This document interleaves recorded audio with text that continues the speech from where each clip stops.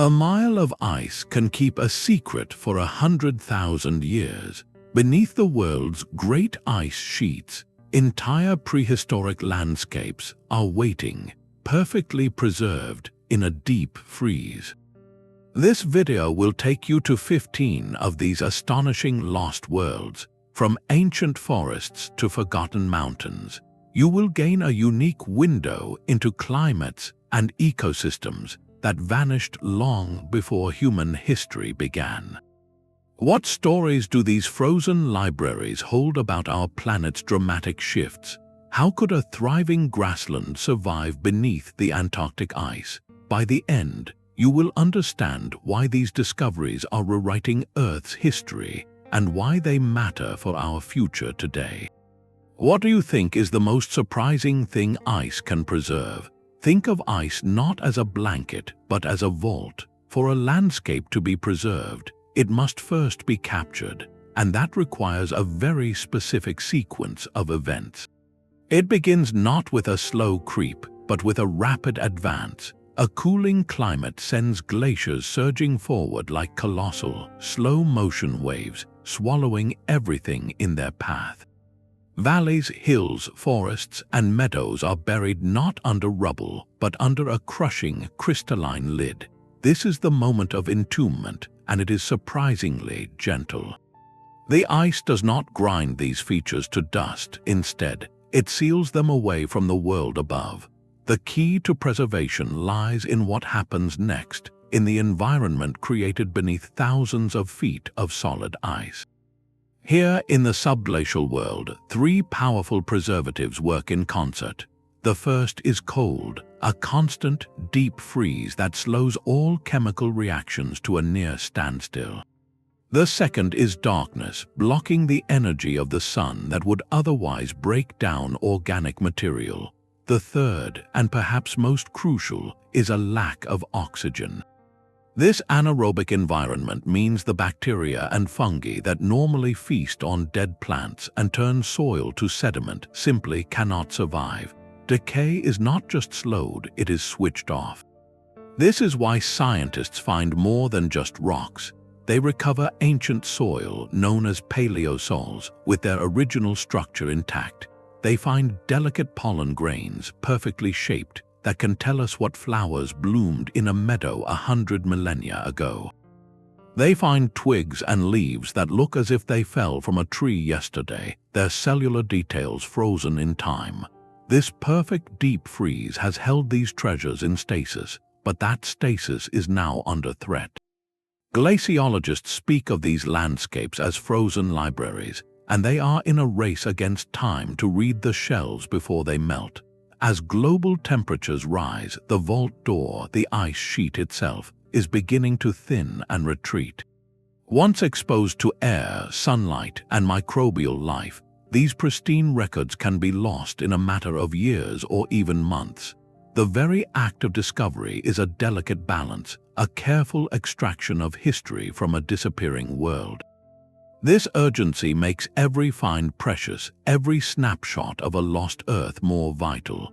So what exactly has been locked away in this planetary freezer for so long? The answers are more astonishing than we ever imagined.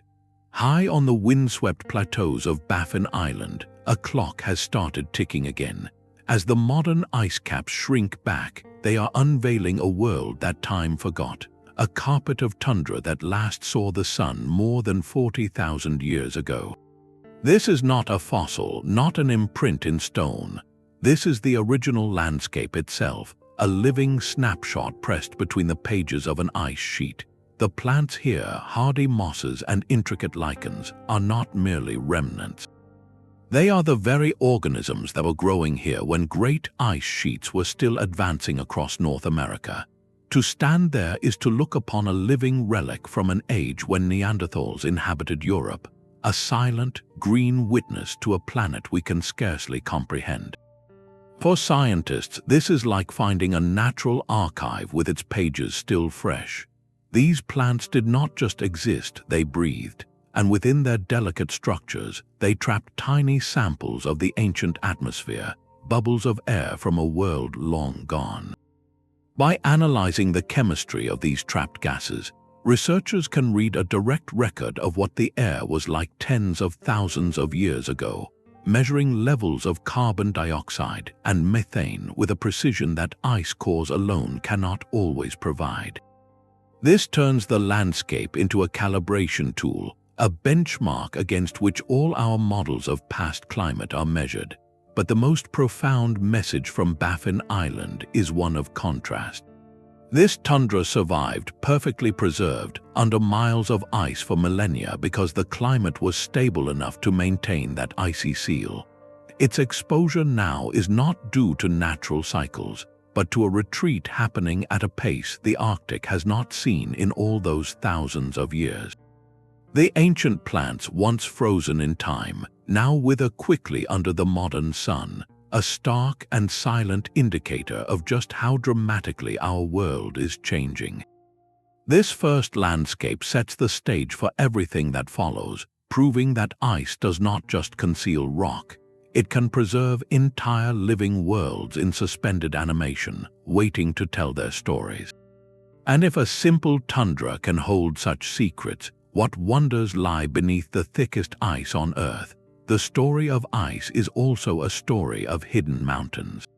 While Baffin Island reveals a delicate surface, the true scale of what lies beneath becomes staggering when we look to Greenland. Imagine a mountain range as vast and rugged as the European Alps, with peaks scraping the sky and deep valleys cutting through the earth. Now imagine burying all of it under 2 solid miles of ice. That is not a thought experiment. It is the reality beneath the central dome of the Greenland ice sheet. For millions of years, this entire landscape has existed in absolute darkness and silence, a ghost range waiting to be rediscovered. We know it is there not from shovels but from sound. Ice-penetrating radar sends pulses down through the frozen depths, and the echoes that return paint a picture of a lost world. The data reveals not just gentle hills, but a dramatic topography of fjords carved by ancient rivers and seas, and peaks that would dominate any horizon if they were ever to see the sun again. This hidden architecture is far more than a geological curiosity. It is a master controller. The shape of these buried mountains steers the flow of the ice sheet above, channeling glaciers like water down a rocky streambed.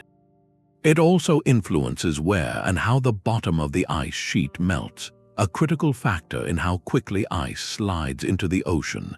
Every contour of this secret landscape has direct implications for global sea level rise. Its very existence delivers a profound and unsettling message. For such a range to have been sculpted by wind, water, and time, Greenland must have been largely ice-free for a very long period in the distant past. The ice sheet we see as permanent, as an eternal fixture of our map, is in fact a temporary visitor in geological terms. This forces a fundamental reconsideration. If the ice vanished once under a different climate, what does that say about its stability in our warming world? The hidden mountains of Greenland are a silent testament to the planet's capacity for radical change, and a map to a possible future we are only beginning to decipher. But what if the ice conceals not just mountains, but an entire lost ecosystem, a world that was green in every sense of the word? The isolation of East Antarctica is almost beyond comprehension, a frozen continent so vast it makes Greenland seem modest. Beneath its central dome lies a secret that redefines the word ancient, the Gambatsev mountain range. This is not a single peak or a small cluster of hills. It is a sprawling, complex mountain system, rivaling the European Alps in scale and majesty, yet it has been entombed under 2.5 miles of ice for at least 14 million years. Think of that for a moment. When these mountains last saw daylight, our earliest human ancestors were just beginning to walk upright in Africa. This landscape is a fossil from a different age of the Earth, preserved with impossible fidelity. Its discovery was a shock to geology, proving that a towering, rugged range could form and then be perfectly frozen in time at the very heart of the world's most barren continent. These hidden mountains do more than simply exist. They command the ice above them. The deep valleys and sharp ridges of the Gambutsevs act as a template, a foundational mold that dictates exactly how the titanic East Antarctic ice sheet flows and settles. Every contour channels the slow, plastic movement of the ice, influencing where it piles up into domes and where it drains toward the sea. This relationship is a dance that has lasted for epochs, a silent partnership between rock and ice that stabilizes the entire frozen system. But the most tantalizing clues lie at the very bottom, in the layers of pristine sediment that have never felt wind or water. Locked within that mud and grit could be the answer to one of climate science's greatest mysteries. How did Antarctica freeze over in the first place? By drilling down and retrieving these untouched samples, scientists hope to find pollen, ash, or mineral evidence that reveals what the continent was like just before the ice took hold. Was it a cool, temperate forest or already a cold desert? The moment of glaciation was a planetary tipping point that cooled the entire globe and shaped the world we know. The Gambutsev Mountains are not just a buried range, they are a frozen archive of that pivotal transition, holding a direct record of the world's last great cooling. To touch that sediment is to touch the very beginning of the Ice Age.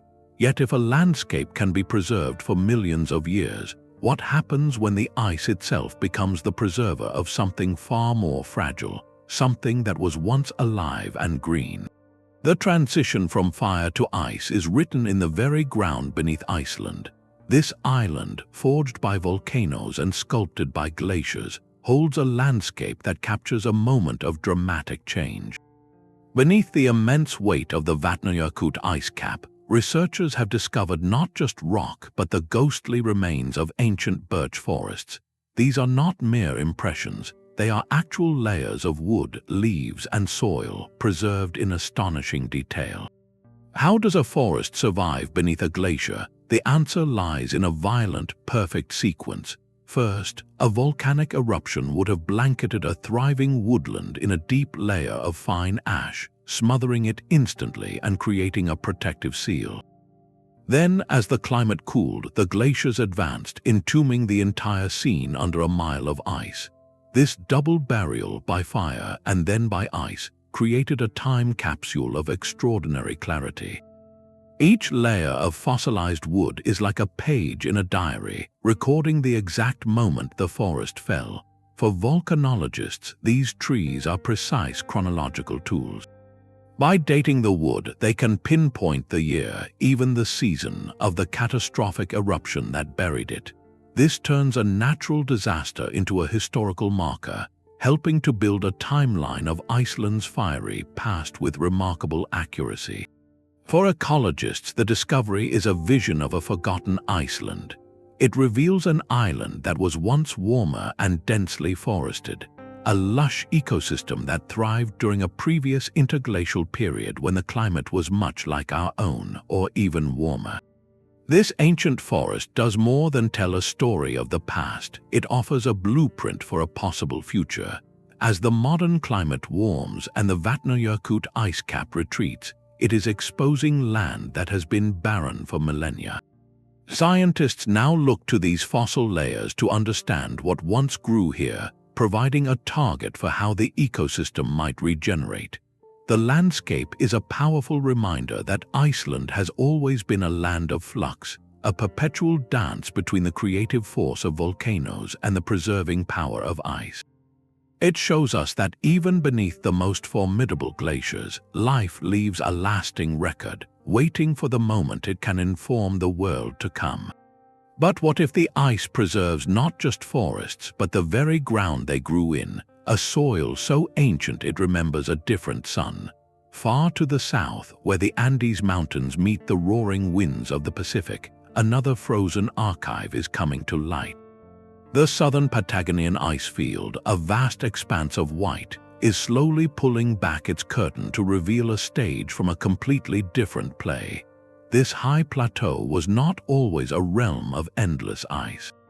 Long before the Andes reached their current towering heights, this land was a thriving ecosystem, likely a vast steppe grassland or perhaps even a cool forest. The glaciers now act as erasers, but as they recede, they are uncovering the original script written in the earth below. What they reveal is not just dirt, but a meticulous record of transformation. Scientists carefully brush away the modern debris to find ancient soils, paleosols, that have not felt a root or seen a worm in over 1 million years. Within these soils, they discover tiny, perfect time capsules, the hardened casings of ancient beetles. These insects are exquisitely sensitive to temperature and habitat, so finding their remains tells researchers precisely what the climate was like and what plants were growing there. Alongside them are fragments of leaves and pollen, a botanical census from a lost world. Together, these clues narrate a story of dramatic, forced change. They show a landscape that was once habitable and green, a way station for life moving across the continent. Then, a colossal geological event began, the continued uplift of the Andes Mountains. As these peaks rose higher, they began to wring moisture from the Pacific storms, creating a rain shadow and triggering a profound cooling. The ice began its advance not as a single event, but as a slow, inexorable tide. The story told by this plateau is one of biogeographic upheaval. It shows how entire communities of plants and animals were pushed northward, scrambling to find new homes as their old ones vanished under the ice. Species that could not adapt or migrate were lost, while others found refuge in isolated pockets, leading to the unique biodiversity we see in Patagonia today. This landscape is a masterclass in interconnection, where the slow grind of tectonic plates directly dictates the fate of every beetle, every blade of grass, and the very climate of a continent. It proves that to understand the history of life, you must first read the history of the land itself, a history often written in ice and stone. Yet, what if the ice preserves something even more unexpected? Not just the story of a changing climate, but the blueprint of an entire vanished world, a world that was warm and wet at the very bottom of our planet. The deepest secrets are not always hidden in plain sight, but sealed away in utter darkness. Beneath the monotonous white surface of Antarctica and Greenland, ice-penetrating radar has unveiled a stunning reality: vast networks of liquid water, entire subglacial lake districts shimmering in the perpetual cold.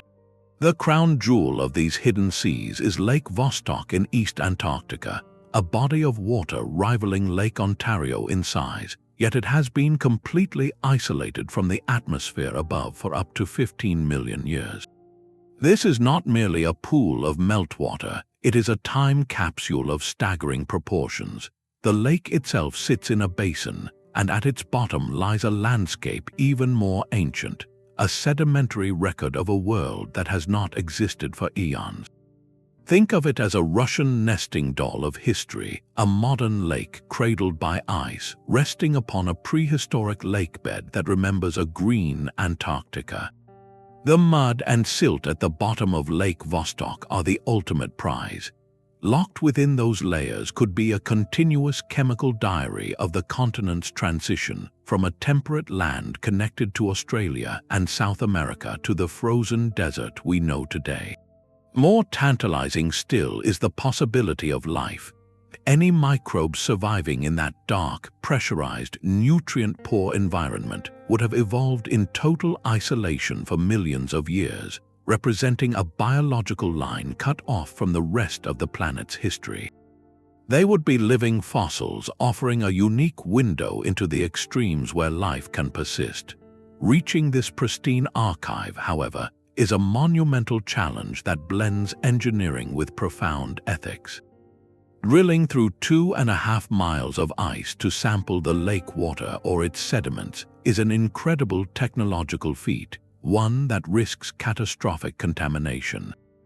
Introducing even a single modern bacterium from the surface could destroy the very ancient ecosystem we seek to study, a scientific tragedy. So researchers employ sterilized drills, filtered fluids, and meticulous protocols, treating the operation with the care of an archaeological dig on another planet. The quest to probe Lake Vostok forces us to confront a fundamental question. How do we satisfy our curiosity to understand a lost world without irrevocably altering the very thing that makes it unique? It is a delicate dance of discovery, reminding us that some of Earth's last untouched frontiers are not in outer space, but locked in the ice beneath our feet, holding stories of a planet we have never known. 300 million years ago, the land that would become the icy cliffs of Svalbard did not sit at the top of the world. It was a steaming, soggy paradise straddling the equator, part of the supercontinent Pangaea. Here, in the perpetual heat and humidity of the Carboniferous period, the planet's first great forests took root. Towering club mosses and giant horsetails thrived in vast, waterlogged swamps, creating a landscape of incredible biological abundance. When these plants died, they fell into the oxygen-poor waters, resisting decay and piling up into thick layers of peat. Over incomprehensible spans of time, under immense pressure and heat, that peat was transformed into the coal seams we mine for energy today. The glaciers of modern Svalbard now act as a final, frozen seal over these primordial swamps, preserving not the coal itself, but the very structure of the world that created it. Scientists studying the ground beneath the ice find the ghostly outlines of ancient root systems, fossilized soils, and the imprints of leaves from plants that have been extinct for hundreds of millions of years. This is a direct window into the engine room of Earth's deep past, where sunlight was first captured by plants on a massive scale and locked away as carbon, dramatically altering the composition of the atmosphere. The connection this creates to our present is both profound and unsettling. The fossil fuels that power our civilization, the coal, oil, and gas, are essentially the preserved sunlight and stored carbon from these ancient, vanished worlds. We are literally burning the remains of these carboniferous swamps, releasing that long-buried carbon back into the air in a geological instant. Svalbard's petrified landscape forces us to confront a grand planetary cycle. The ice now preserves the origin point of the very substances whose consumption is now causing that same ice to melt. It is a stark reminder that the Earth story is one of constant transformation, where a tropical wetland can become an Arctic desert, and where the buried legacy of one era can fundamentally reshape the climate of another. This deep time perspective asks us to consider our own role in that cycle. If these frozen swamps hold the origin story of our modern energy, what story will the landscapes we leave behind tell to those who might discover them 100 million years from now? High in the thin air of the Rocky Mountains, the ice is revealing a different kind of history. These are not vast continental sheets, but permanent ice patches, small, stubborn fields of snow and ice that have clung to north-facing slopes for thousands of years. For generations of indigenous hunters, these places were not obstacles but vital resources and strategic landmarks. Now, as these patches melt at an unprecedented rate, they are surrendering treasures of an entirely different nature, a cultural landscape frozen in time. The artifacts emerging are not stone tools which endure in most archaeological sites, but the perishable items that normally vanish from the record. A perfectly carved dart shaft, its fletching still bound with sinew, a leather moccasin stitched with precision, looking as if it were left just a season ago. A woven basket, its intricate pattern telling a story of craftsmanship and utility. These objects, preserved by the same cold, dark, anaerobic conditions that saved ancient leaves, offer an intimate, tactile connection to the people who made and used them. They transform our understanding from abstract theories about hunting practices to a direct encounter with the skill and daily life of prehistoric communities. But the story does not end with the artifacts. The ice patches also preserve the biological context of that human activity. Layers of ancient caribou dung, deposited over centuries, create a stratified record of the herds that migrated through these high passes. Preserved plant remains show what vegetation grew in these microclimates. This combination is what makes these sites so profoundly holistic. We can see not just the hunter's dart, but the dung of the caribou he was pursuing and the plants that caribou ate. It paints a complete ecological portrait, a snapshot of an entire relationship between people and place. This melting ice is writing a new chapter in the deep history of North America, one that emphasizes a long and sophisticated connection to these alpine environments. It shows that these high altitudes were not barren, uninhabited spaces, but were actively used and depended upon, integrated into seasonal rounds and cultural practices for millennia. The rapid melt presents an urgent, bittersweet reality. Each summer, more of this irreplaceable record is exposed and, if not recovered quickly, lost forever to decay. Archaeologists now work in close partnership with indigenous communities, racing against the sun to rescue these stories from the thaw. These ice patches remind us that the landscapes preserved beneath ice are not just geological or ecological, they are deeply human. They hold the tangible echoes of ingenuity, survival, and a way of life intricately tied to the rhythms of a frozen world. And as we learn from these high mountain time capsules, we must also look to the poles, where an even more startling transformation was once locked in ice. The frozen ground of Siberia holds more than just bones, it holds an entire lost world in suspended animation.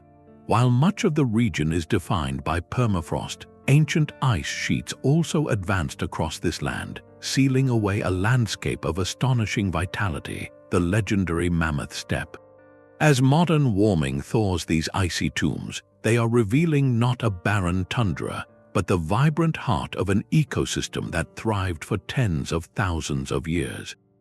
We are greeted by a paradox preserved in ice, an Arctic that was once a vast, productive grassland, a sea of nutritious herbs and grasses that supported an incredible array of life.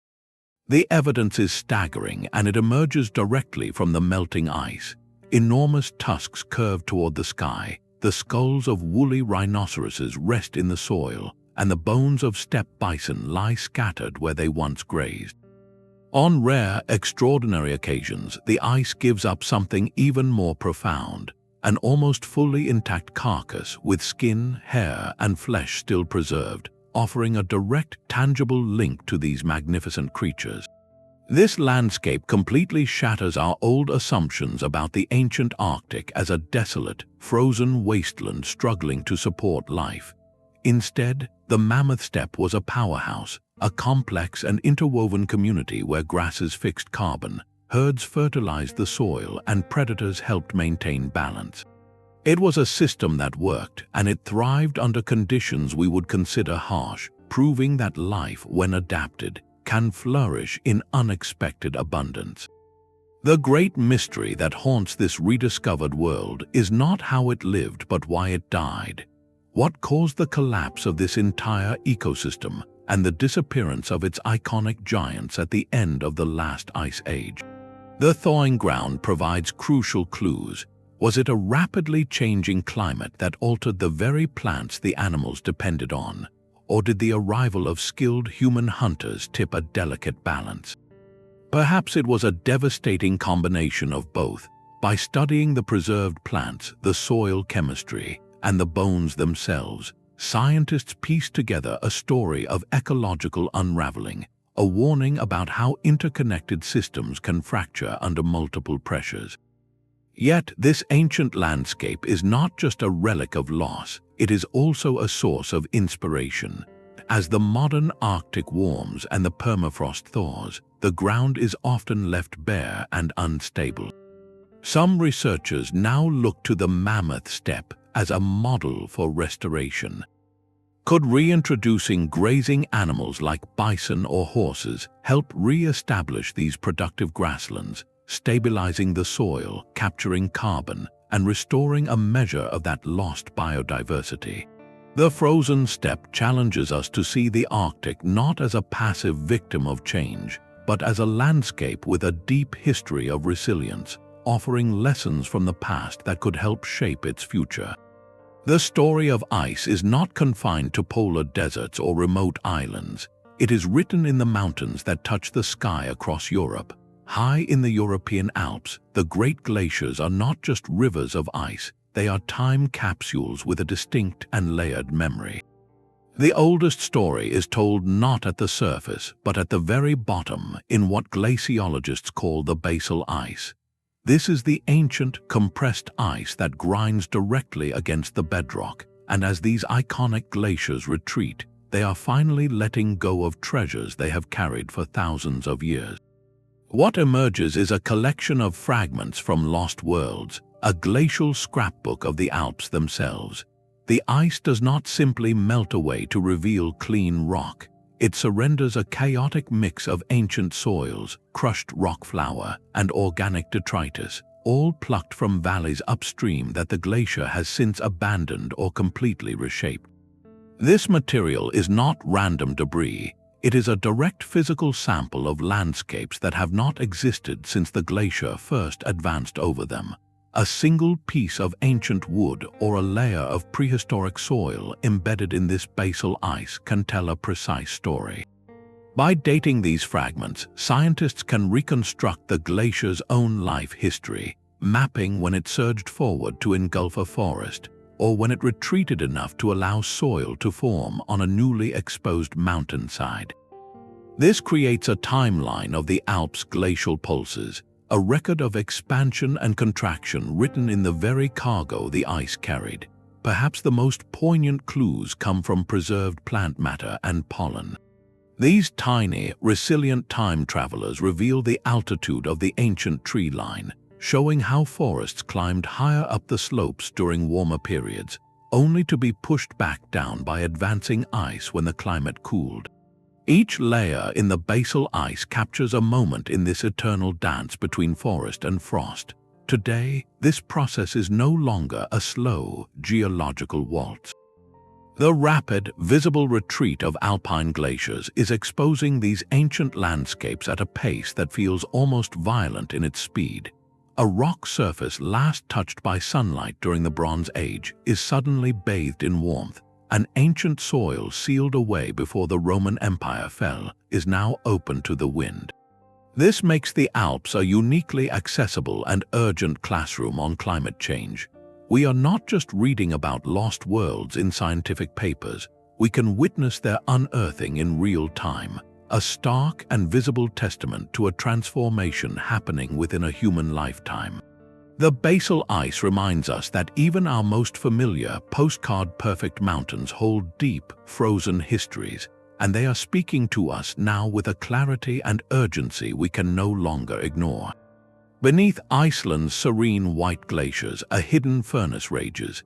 The island's mighty ice caps, like Mýrdalsjökull, are not just blankets of frozen water, they are the lids on a volatile, subterranean world.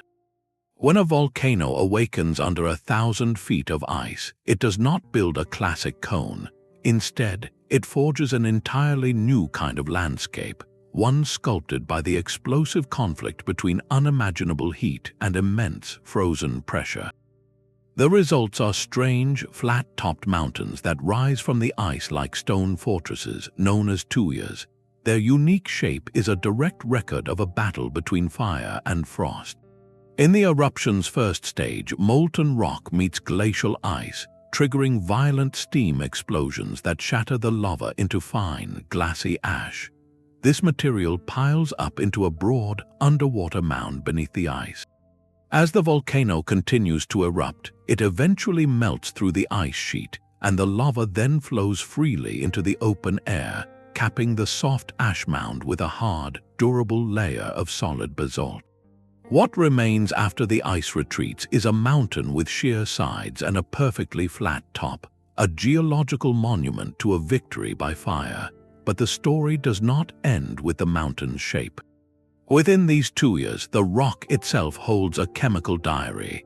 The rapid quenching of lava by meltwater creates spectacular glassy formations, while the prolonged interaction with water alters the minerals, leaving behind unique signatures. Preserved hydrothermal systems, where superheated water once circulated through cracks, show how heat and minerals were distributed. By reading this rocky text, scientists can reconstruct the thickness of the ancient ice sheet at the exact moment of the eruption, as the height of the flat top often marks the water level in the subglacial lake the volcano created. This transforms each tuya into a fossilized measuring stick for past climates. Yet this knowledge is not merely academic, it is urgently practical. Iceland lives with the constant threat of a subglacial eruption, and understanding these preserved landscapes is key to predicting the future. The greatest danger is not lava but water. A subglacial eruption can melt billions of gallons of ice in a matter of hours, creating a lake trapped under the glacier. When the pressure becomes too great, the ice dam fails. This releases a catastrophic glacial flood, a Jökullaup, a wall of water, ice, and rock that can devastate everything in its path. By studying the tuyas and the altered rocks of past eruptions, volcanologists can better model how much ice will melt, where the water will go, and how the overlying glacier might fracture. This research directly informs early warning systems and evacuation plans for communities living in the shadow of these icy giants. The preserved volcanic landscapes beneath Iceland's ice are therefore both a chronicle of epic planetary forces and a vital guidebook for resilience, teaching us how to listen to the rumble beneath the frost before it speaks in a flood. The immense weight of an ice sheet does not just bury a landscape, it can also act as a protective shield. As the colossal Laurentide ice sheet spread across North America, its leading edge was a titan of erosion, scouring away soil and reshaping mountains. Yet beneath its very heart, in a zone of frozen stillness, a different story was unfolding. There, the ice performed a remarkable act of preservation, sealing away the delicate blueprints of a world that existed long before the first glacier ever formed. These are not mountains or forests, but something more fundamental, the ghostly networks of ancient river systems. Today, as the last remnants of that great ice vanish from the Canadian Shield, these paleo-rivers are seeing the sun for the first time in over 2 million years. We are not finding the water, of course, but the unmistakable signatures it left behind. Using aerial surveys and satellite imagery, scientists map long, sinuous grooves in the bedrock, channels filled with distinct gravels and sands that could only have been deposited by flowing water. These are the veins of a lost continent, the drainage patterns that once carried rain from ancient mountains to long-vanished seas. Mapping these waterways is like discovering a forgotten roadmap of North America. It reveals a continental plumbing system from a time when the Great Lakes were mere river valleys, and the Ohio and Missouri rivers may have followed entirely different courses to the ocean. This is more than a geological curiosity. It is a key to understanding the profound patience of water. These ancient channels now act as invisible guides for modern groundwater, which still seeks the path of least resistance, often flowing through the same porous gravels laid down eons ago. For hydrologists, this deep time perspective is crucial. It helps predict how contaminants might travel through aquifers over centuries, and where communities might find the most resilient sources of clean water. The legacy of these rivers also shines a light, quite literally, on the treasures of the Canadian Shield. Many of the world's richest mineral deposits, like nickel and diamonds, are found in specific geological settings often associated with these ancient fluid pathways. The rivers acted as natural plumbing, concentrating minerals over millions of years. By reading the map of these paleo-drainages, exploration geologists can narrow their search, using the past as a direct guide to the resources of the present. This 12th landscape teaches us that ice does not only preserve what was on the surface, it can safeguard the very arteries of a continent, a subterranean blueprint that continues to influence the movement of water and wealth long after the ice itself is gone. It is a profound reminder that the ground beneath our feet holds memories not just of life but of flow itself, a story written in stone and gravel, waiting for the right moment to be read again. The ice sheet's surface is not a sterile desert but a living, breathing skin. Across the sunlit plains of glaciers worldwide, a remarkable and tiny world takes shape, built not from rock but from dust and life itself. Wind carries fine particles of soil, volcanic ash, and soot from distant fires, depositing them in scattered patches on the brilliant white ice. These dark grains absorb the sun's heat, causing the ice beneath them to melt downward, forming miniature cylindrical wells, sometimes only a few inches wide. These are cryoconite holes, and each one is a self-contained, aquatic ecosystem in a crystal cup. Within them, a thriving community of microscopic life endures the extremes of the glacier's surface. Photosynthetic bacteria create the foundation, while fungi, protozoa, and even tiny worms called tardigrades complete a simple but functional food web, all suspended in a pool of meltwater. This is a landscape measured in millimeters, yet its implications are planetary in scale. These holes are far more than biological curiosities, they are dynamic archives. The dark dust at their core is not just modern debris. Mixed within it are ancient particles, pollen grains from vegetation that grew thousands of years ago, carried by winds from continents away and finally captured here. More astonishingly, the microbial life within these holes includes bacteria and even viruses that have been preserved within the ice for centuries or longer, now reactivated in these tiny, sun-warmed pools. The cryoconite ecosystem thus performs a dual role. It is both a museum preserving genetic material from the past and a courier service for that material. As the glacier flows and melts, these holes eventually drain, releasing their concentrated cargo of ancient dust and revived microbes into meltwater streams. This biological material then journeys downstream, seeding rivers, lakes, and soils with a rain of ancient genetics. This process contributes to the genetic diversity of these downstream environments, introducing microbial lineages that have been absent from the biosphere for long periods. It is a slow, continuous inoculation of the present with the biological past. The phenomenon forces us to expand our definition of a preserved landscape. We have seen mountains and forests locked away, but here is a landscape that is constantly being created and transported, a mobile library of life carried on the back of the ice itself. It reveals the glacier not as a passive block of frozen water, but as an active participant in Earth's biological cycles, a slow conveyor belt distributing the seeds of deep time into the ecosystems of today. This microscopic world asks a profound question as these glaciers melt faster, releasing their stored biological cargo at an accelerated rate. What unknown chapters of life's history are we reintroducing to the modern world, and how will these ancient guests interact with the environments that receive them? The clearest record of a cataclysm from space is not written in rock but in ice. Hidden beneath the massive Hiawatha glacier in northwest Greenland, ice-penetrating radar has mapped a staggering site, a perfectly circular depression over 30 kilometers wide. This is no ordinary valley, it is a pristine meteorite impact crater, one of the largest and best preserved on our planet. The object that created it, a meteorite perhaps a kilometer across, did not strike a barren ice sheet. It slammed into a prehistoric Greenland, a landscape that was likely forested and teeming with life.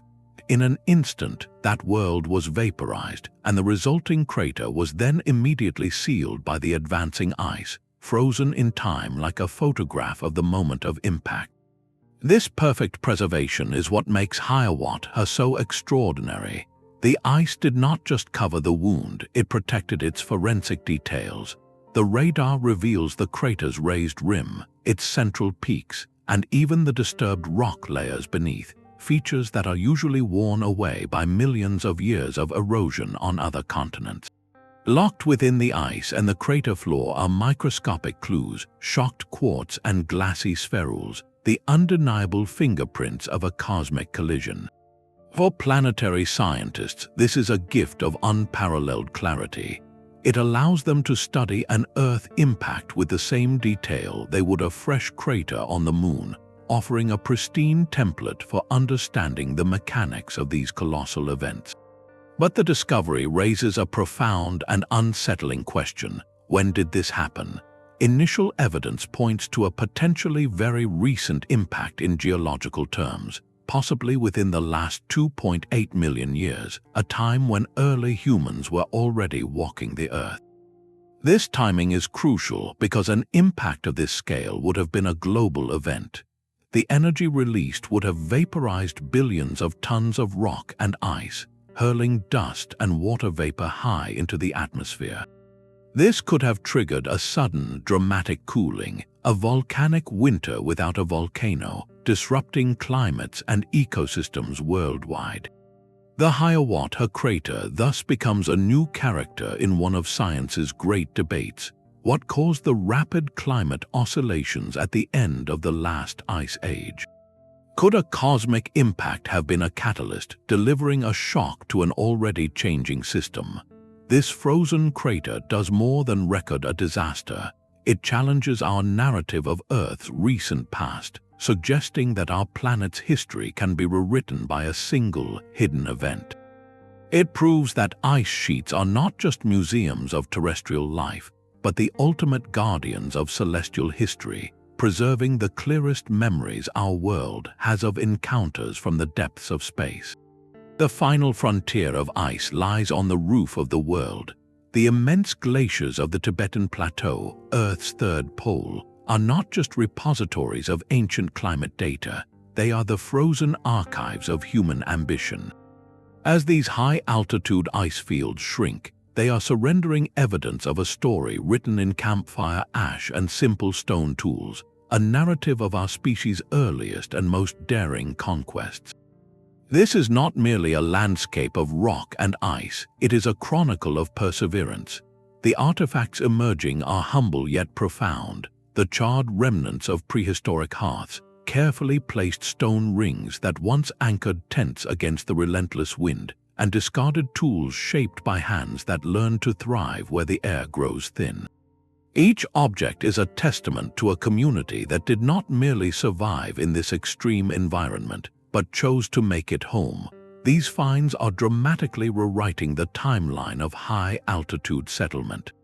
They push evidence of sustained human presence on the plateau thousands of years further back than previously believed, revealing a deep history of exploration and adaptation long before recorded history began.